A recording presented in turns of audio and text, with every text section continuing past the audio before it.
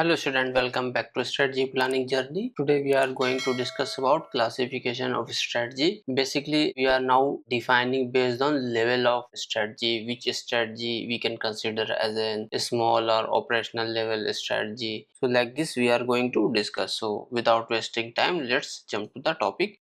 First, we are going to discuss about corporate level strategy. So corporate level strategy, basically we are learning to decide the business or businesses to maximize long term profitability. कौन से business से हमें लंबे समय तक profit आता रहेगा, यानी कि मेन बिजनेस हमारा क्या है और हम और क्या क्या नए बिजनेस कर सकते हैं. What should we do as a company? As a company level strategy we are trying to make. तो ये सबसे ऊपर का स्ट्रेटजी लेवल होता है जब एक कंपनी मल्टीपल बिजनेस में काम कर रही होती है. तो कॉर्पोरेट लेवल स्ट्रेटजी डिसाइड करता है कि हम कंपनी के किस किस इंडस्ट्री और सेक्टर में हम इंटर करें जिससे लॉन्ग टर्म प्रॉफिटेबिलिटी हो सकता है. क्या कहने का मतलब है कि हम जैसे रिटेल में एंट्री कर लें या कंस्ट्रक्शन मैन्युफैक्चरिंग में चले जाएं या कंस्ट्रक्शन में चले जाएं या एफएमसीजी में चले जाएं या परफ्यूम के बिजनेस में चले जाएं या सूट प्रोड्यूस करें, कुछ भी एक नया स्पेसिफिक इंडस्ट्री में हम इंटर कर सकते हैं या नहीं, उसके बारे में प्लानिंग करने को हम बोलते हैं कॉर्पोरेट लेवल प्लानिंग. तो इसमें हम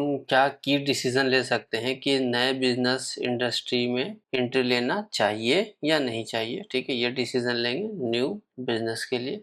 वी शुड गो और we should not go, right. Merger and acquisition के लिए हम डिसीजन ले सकते हैं जैसे कि अपने वर्टिकल लेवल इंटीग्रेशन कर लें या फिर हॉरिजॉन्टल लेवल इंटीग्रेशन करें ताकि हमारे बिजनेस को एक लॉन्ग टर्म सस्टेनेबल प्रॉफिटेबिलिटी आती रहे. जैसे कि मान लीजिए कि हमारा मेन बिजनेस है टेस्ला का ऑटोमोबाइल इंडस्ट्री में, तो ये इसका रेवेन्यू ऐसे जनरेट हो रहा है और ये ईयरली ग्रोथ हो रहा है. अब टेस्ला को क्या है कि प्रोडक्ट बनाने के लिए उसको पास एक सप्लायर है, तो वो सप्लायर से हम प्रोडक्ट लेते हैं, उसको हम असेंबल करते हैं और फिर उसको हम मैन्युफैक्चरिंग करके उसको सेल कर देते हैं कस्टमर को. तो यहाँ से प्रोसेस आ रहा है हमारे पास, फिर हम उस पर काम करके आगे सेल कर रहे हैं. तो अगर हम बैकवर्ड में पीछे जिससे भी हम प्रोडक्ट परचेस कर रहे हैं उसको हम इंटीग्रेट कर लेंगे तो उसको वर्टिकल इंटीग्रेशन करेंगे और अपने जैसा सिमिलर किसी कंपनी को, जैसे टाटा हो गया, हुंडई हो गया और जो भी इस तरह की कंपनी है, उसमें से हम किसी को अपने में मर्जर एक्विजिशन करेंगे तो वो हॉरिजॉन्टल इंटीग्रेशन कहलाएगा. तो मर्जर एक्विजिशन का हम डिसीजन ले सकते हैं, तो वो भी कॉर्पोरेट लेवल स्ट्रेटजी में आएगा. कैपिटल रिसोर्स को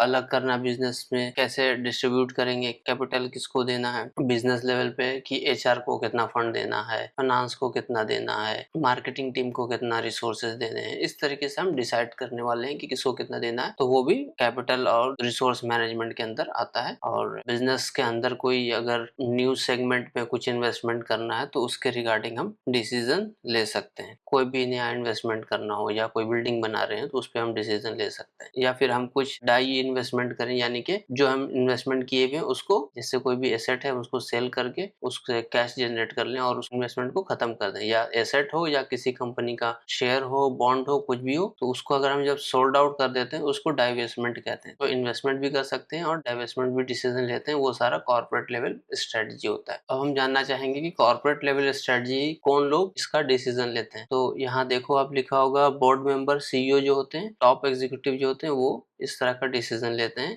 एग्जाम्पल मैंने दे रखा है, इसको आप रीड आउट कर लेना. विच इंडस्ट्री टू इंटर और एग्जिट, ये सब तो मैंने बात किया ही अभी. अब कॉर्पोरेट लेवल स्ट्रेटजी जो होता है वो हाईएस्ट लेवल ऑफ स्ट्रेटजी होता है ऑर्गेनाइजेशन वाइड पे. बिजनेस लेवल स्ट्रेटजी जो होता है वो मॉडरेट होता है. इच बिजनेस यूनिट के बेस पे हम डिसीजन लेते हैं, जिससे बिजनेस हेड या जीएम जो होता है या मिड लेवल मैनेजमेंट होती है वो इसका डिसीजन लेती है. कंपीट बाय कॉस्ट और डिफरेंशिएशन, अभी हम डिस्कस करेंगे इसके बारे में. ग्लोबल स्ट्रेटजी में आपको अक्रॉस ज्योग्राफी, यानी कि एक कंट्री से दूसरे कंट्री में हम स्विच करें या कुछ बिजनेस हम एक्स्ट्रा बिजनेस यहाँ पर ओपन कर लें. यहाँ पर हम मान लीजिए कि ऑटोमोबाइल इंडस्ट्री में है तो यहाँ पे हम एफएमसीजी में एंटर कर जाएं, कुछ ऐसा, ताकि हम डाइवर्सिफिकेशन हो जाए. दो डिफरेंट कंट्री में काम करेंगे तो अगर कहीं पे कुछ रिस्क आए तो दूसरी जगह से प्रॉफिट जनरेट होता रहेगा. कि मान लीजिए कि आप हर साल जो है 100 मिलियन प्रॉफिट जनरेट करते हो और एक ही कंट्री में हो, फिर आपने इन्वेस्टमेंट करके दो कंट्री में गए तो आपका 12 मिलियन का हो गया. ठीक है, उसके बाद तीसरे साल क्या हुआ, आपका 18 मिलियन की प्रॉफिट हो गई. लेकिन चौथे साल क्या हुआ कि प्रॉफिट आपका घट के 12 मिलियन हो गया. तो क्यों हुआ कि पता चला कि एक कंट्री में कुछ इश्यू हो गए, वहां पर का रिवेन्यू या बिजनेस जो है क्लोज करना पड़ गया। तो अगर आप सिर्फ यही होते तो वो पूरा बिजनेस जो भी आपका 10 मिलियन से आप अभी मान लो 12 पे पहुंच गए होते तो पूरा का पूरा खत्म हो जाता। अभी क्या है कि वो बिजनेस गया, उसके बावजूद आपने 12 मिलियन का प्रॉफिट जनरेट कर लिया। तो इस तरीके से हम रिस्क को मॉनिटर कर सकते हैं और कंसिस्टेंटली प्रॉफिट जनरेट कर रहे हैं। इन्वेस्टर जो होते हैं उनका यही पर्पस होता है कि रेगुलर प्रॉफिट आता रहना चाहिए। ऐसा नहीं कि 4 साल कमा लिया उसके बाद फिर प्रॉफिट आना बंद हो गया। तो इसके लिए हम ग्लोबल लेवल स्ट्रेटजी अपनाते हैं ताकि रिस्क को कम कर सकें और एक्सपेंशन भी कर सकें। ग्लोबल ब्रांड रिकॉग्निशन भी मिलेगा आपको। फंक्शनल लेवल स्ट्रेटजी जो है वो आपको लोवेस्ट है। डिपार्टमेंट वाइज हम डे टू डे में क्या काम करने वाले हैं उस पे हम एक्शन लेते हैं। डिपार्टमेंट मैनेजर उसमें इन्वॉल्व होता है, उसका स्ट्रेटजी प्लान करने के लिए कितना प्रोडक्शन करना है, कब करना है, वो सारा डिटेल इसमें प्लान होता है। तो आइए हम इसको समझने की कोशिश करते हैं। तो कॉर्पोरेट लेवल स्ट्रेटजी में हम और भी चीजें बात करना है, जैसे टाइप्स ऑफ कॉर्पोरेट स्ट्रेटजी। उसमें सबसे पहले आ जाएगा आपका ग्रोथ स्ट्रेटजी। ग्रोथ स्ट्रेटजी का मतलब हो गया कि नए सेक्टर या नए कंट्री में जाना, ये आपका ग्रोथ लेवल स्ट्रेटजी में कंसीडर करे जाएंगे। नए कंट्री में जाना आप ग्लोबल स्ट्रेटजी में भी कंसीडर किया जाता है और ग्रोथ स्ट्रेटजी के अंदर भी आता है कॉर्पोरेट लेवल स्ट्रेटजी में। तो ऐसा जरूरी नहीं है कि जो चीज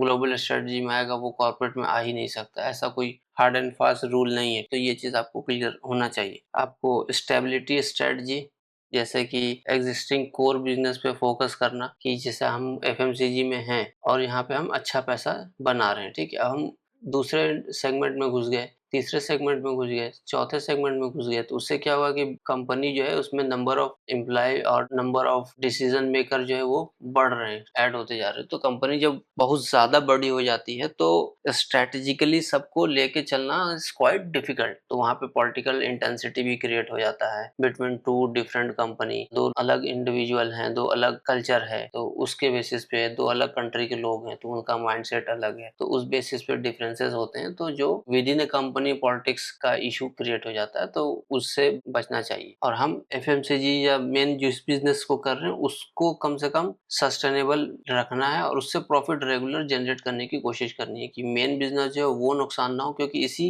बिजनेस के बेस पे हम दूसरा बिजनेस खड़ा कर रहे हैं। नए बिजनेस जो भी स्टैंड कर रहे हैं वो इसके बेसिस पे हो रहे हैं। तो इनको कैश इनफ्लो जो आ रहा है वो यहाँ से आ रहा है, तब ये कैश आउटफ्लो कर रहे हैं और बिजनेस को ग्रो करने की कोशिश कर रहे हैं। तो जो पहला बिजनेस होता है उस पे फोकस हमेशा रखना चाहिए, ठीक है। उसके बाद है रिट्रेंचमेंट स्ट्रेटजी। उसके अंदर आता है लॉस मेकिंग या नॉन स्ट्रेटेजिकल बिजनेस से एग्जिट कर लेना, उसको सेल कर देना, जैसे अभी मैंने बोला था डाइवेस्टमेंट के बारे में। तो सेम चीज है। इंटीग्रेटेड स्ट्रेटजी, उसमें वही होगा आपका वर्टिकल इंटीग्रेशन और हॉरिजॉन्टल इंटीग्रेशन। इसमें आ गया आपका अपने सप्लायर को एक्वायर कर लेना, इसमें आ गया अपने कंपटीटर को ही एक मर्जर एक्विजिशन के थ्रू अपने अंडर में ले लेना या साथ में मिलके काम करना। तो उससे क्या होगा कि आपका कंपटीशन का अननेसेसरी कॉस्ट, कंपटीशन में और मार्केटिंग में जो हम खर्चा कर रहे हैं वो बच जाएगा। हम दोनों ही को बिजनेस करना तो हम दोनों ही आपस में मिलकर कर लें। एक फेमस डायलॉग है इंडिया में, जब दोस्ती करके काम बन जाए तो लड़ाई करने की क्या जरूरत है। तो वो बिजनेस में भी होता है इम्प्लीमेंट। तो हॉरिजॉन्टल इंटीग्रेशन में आपका जैसे हो गया कि फेसबुक ने इंस्टाग्राम को एक्वायर कर लिया है। दोनों सेम कंपनी है लेकिन दोनों के ऑडियंस थोड़ा बहुत अलग होंगे, इसलिए इसको एक्वायर करने से फेसबुक को थोड़ा वाइड ऑडियंस मिल गया और थोड़ा और सोशल मीडिया